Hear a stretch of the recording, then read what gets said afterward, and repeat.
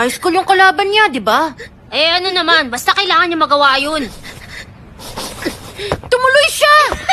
Seryoso, papasok nga talaga siya. Bobo lang eh. Bahala siya kung may mangyari. Tumuloy siya. Dun sa building. Oo. Alam niyo ba, ang school na to? Sabi nila may halimaw daw dito.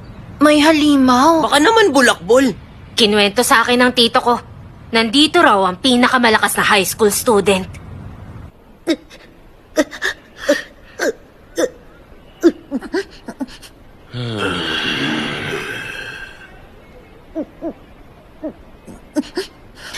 Uy, bata. Sabi mo may bibigay ka sa amin.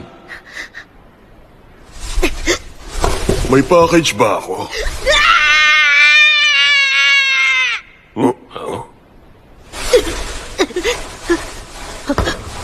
Hala!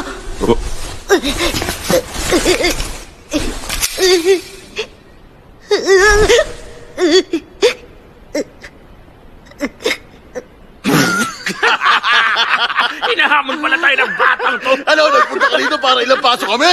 Bakit ka nandito? Naghahanap ka ba ng away? Ilabas. Ano? Ilabas nyo yung pinaka-malakas nyo na tao dito!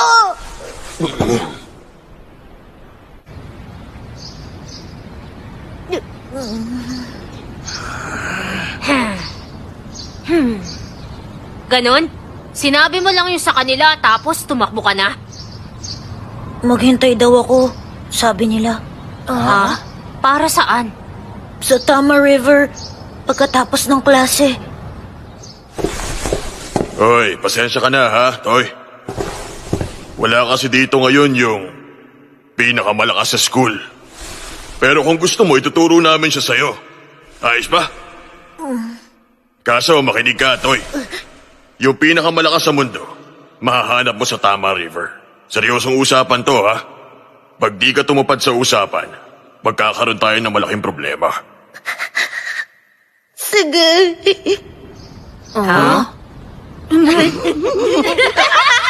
Exciting na to!